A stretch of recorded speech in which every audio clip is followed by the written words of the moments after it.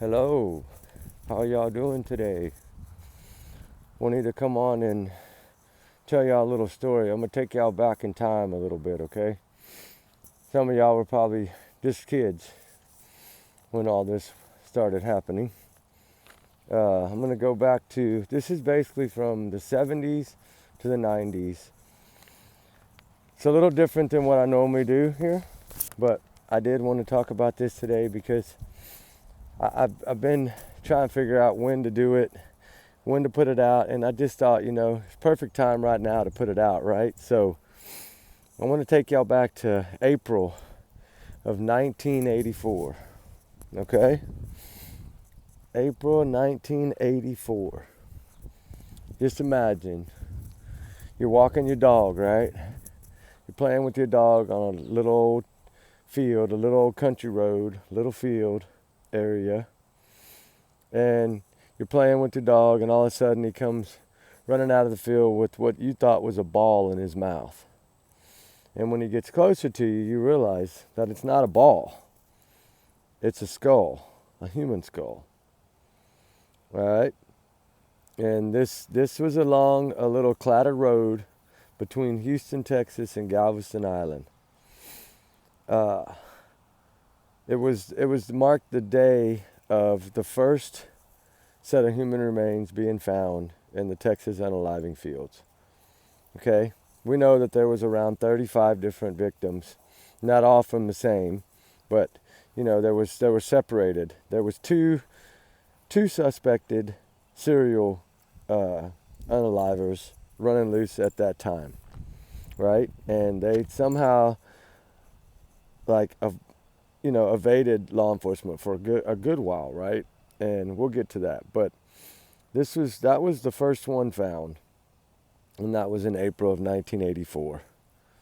And then soon after that, about 2 years later, before they found the next one, right? And then another one, and then another one, and then another one, and it just kept on going, right? And in that area, in this one little bitty area, there was a lot of them found, right?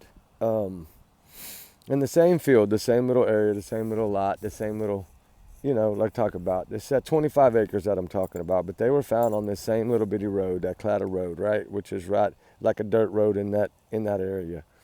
Like you ride around on a ranch on a dirt road, right? You kind of drive over it enough, it makes a road, right? Well, this marks the pretty much, this is what became the name of that field, being the Texas, unaliving fields. I call it the Texas K fields, right? And because I can't say that word here, but this really came down to be quite a few names that came out. A lot of them are not solved, right? And the 13 are not solved. There's some other ones that are not solved. There's a few of them that are, right? The ones that the names that they had from this first round of whatever you want to call it, whether it be one or two people like they thought or whatever, right? I think they thought it was two. And you have, it's Lauren Miller, Heidi Faye, Lauren Smith, Kelly Ann Cox, Jessica Kane, Donna Gosselin. I'm sorry if I pronounced that wrong. And then there's Audrey Lee Cook, and up to 24 more, right? That have never been identified. But they've ranged from the ages of 12 to 25. Were found from 1984 to 1991. Guys, that's a short period of time to find that many people, right? And they knew that they had from the beginning what they thought to be two main suspects working the area, but not together. Like, there was two guys that were doing it separately, right? But they were using the same field, right? Which, like I've always thought, it could be 18-wheeler drivers or truck drivers, right? And these guys evaded law enforcement for quite some time, about a decade, I guess, something like that, before they were actually caught. And that goes to show that good detective work on a lot of those that were recovered out there, right? A lot of them. And that's a lot of names, guys. That's a lot of people in that short period of time. And then all the way up to been in different areas of this 25 acres. Then the 13 were found in one area under the bridge that are now considered the 13, right? The forgotten victims, right? Is what they call them, the forgotten victims. Which the lady with the red ribbon is one of those, the one that I've covered a lot, right? And because I think that they found what was used, I believe, in her case with her remains, and I believe that's what will break this case, right? The DNA, I believe, will come from the lady with the red ribbon, right? That's what I feel. Hopefully, we pray to God that that's what will happen, right? And so all we can do is pray. And good old detective work sometimes pays off, right? And if they do get this DNA back and they can pinpoint, one person for the 13 that were done the same way, then at least that's 13 more of these victims that will get justice. There's still, oh my gosh, there's 35 of them. That's a lot of people in one 25-acre area. So I did want to come on and bring that up because I don't know. I'm trying to get y'all interested in it to where y'all go, research it, maybe watch the documentary, understand it a little more, because, there could be similar cases in some of y'all's areas that have just never been put together like this, right? Like, it's possible. And it's scary to think about. That's kind of like brings me to the Lady Bird Lake, in Austin, Texas right now. They're not saying that they're not investigating it as homicide, but these 12 or 13 bodies were found in the same lake, in the same area. And they're all males, I believe. And I've been there. I've looked at that area. Me and Ruby have been to that area more than once.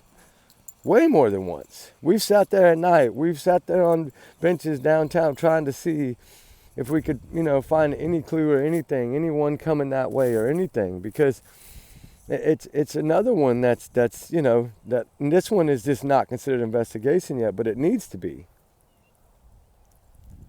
Well, in my opinion, it needs to be, right? That's, of course, my opinion. But I did want to come on and talk a little bit about this one because I've been doing a lot of digging on these. And, I mean, a lot of, some of them were solved, thank God, right? But there's a lot of them that aren't. And I don't know all the inside. I'll never know that because they keep everything so close. And that's great. That's wonderful. I respect that, right? I respect when law enforcement keeps things close to the vest. And they don't have to tell us, right? Because that could always alert someone. So you don't want that to happen. But I just wanted to give y'all a little rundown of it.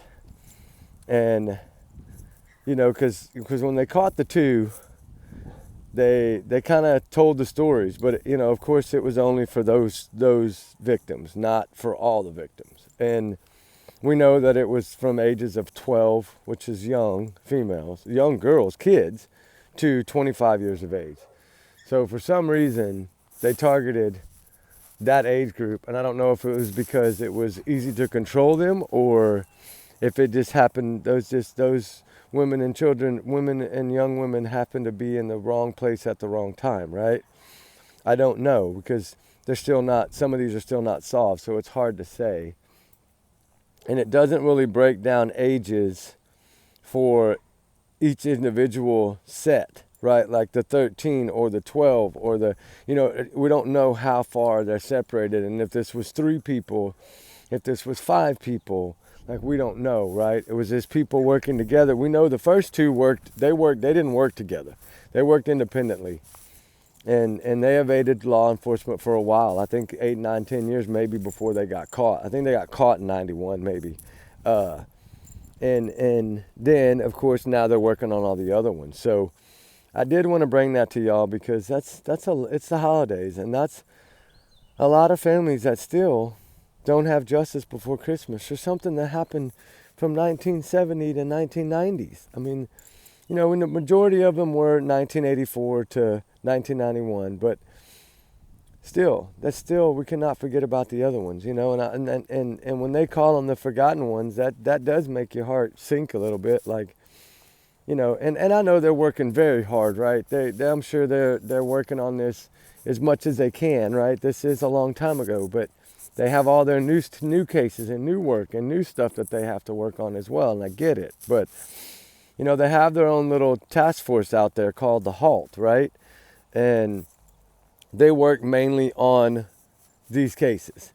And so it's we always want, like, I always look to see if, you know, if this group, the HALT, has put out, it's kind of like some FBI officers, some ex-detectives, like, it's a really good group of people, right, that have a lot of knowledge. And I always look to see if they put anything out, right? Like, I always want these to be solved, just like I want everything to be solved, right?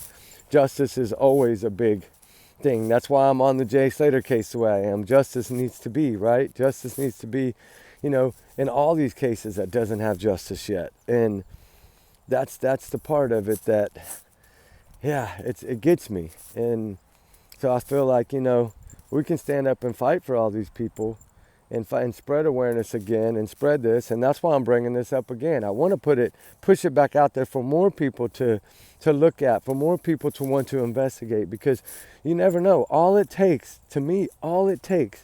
is the right person to look at it. And it doesn't even have to be law enforcement, just the right person that might have known something, or family might have told them something, a family member, about this area, and they remembered it, right? And then it comes across them, and they're like, oh my God, I remember my grandpa told me about this story, and da-da-da-da-da, who he thought it might have been. And, you know, it could be somebody that's a grandchild or anybody that remembers a family member talking about it. That's why I think cold cases, to get them back out there, is so important, because a lot of times it is somebody that just, you know, never really heard about it, except for, like, you know, as a child, maybe from a father or mother or somebody, grandma or grandpa, and then all of a sudden they're like, oh my God, I remember, right? And that's why I always think that, hold on, what's this? That's why I always think, oh no. I always think that, you never know, right? You never know. And it's like us out here and doing a lot of these cold cases. We never know what we're going to find. And you know, we pray that we find that one clue, you know. It'll be great, be amazing. But we don't ever know, but that's why we get out here and do what we do, right? And we don't just cover that. We cover pretty much all the stuff that's going around. That we try to cover everything that we can, right? But I just kind of wanted to break this down for y'all. I know I kind of hint about it here and there, but I did want to break down that story so y'all will get a better understanding of it. And maybe it'll interest y'all to want to research it and check it out, you know, because a lot of y'all are very, very knowledgeable when it comes to stuff like this. So that's why I say sometimes it just takes the right person to get it, to be able to solve it, right? And that's the wonderful thing about it, is you just never know, guys. But anyway, trigger warning. Remember, allegedly, these are my thoughts, my theories, my speculation, not to reflect the channel. Y'all's comments, y'all's and y'all's alone, not to reflect the channel. We do our research together. Ruby, say bye. And Ruby's happy. And trigger warning times 100 million in this case. And I will keep, we'll keep talking about this a little once a week. And I'll start breaking down each victim one by one. And we'll tell their little story and get their name back out there and their face back out there. And you never know. One day something might break, right? That's what we pray for, guys. So anyway, y'all be good. Y'all have a good day, and we'll talk on the next one, guys. All right? Bye.